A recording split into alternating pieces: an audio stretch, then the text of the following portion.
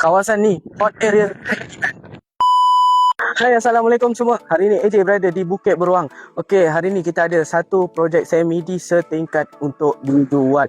Okey, projek ni berada di Bukit Beruang, 4 bilik 2 bilik air, hak milik Kekal MCL. Projek ni dijangka siap hujung tahun ni, Disember 2026, dan CCC dijangka pada bulan 3 2027. Okey, keluasan dia 35 darab 121. Porch dia adalah 30 kaki dan tanah lebihan belakang dia sekurang-kurangnya adalah 31 kaki. Okey, macam saya cakap tadi, porch dia bersaiz 30 kaki. Bahagian yang pertama, ruang tamu. Kita terus pergi ke master bedroom.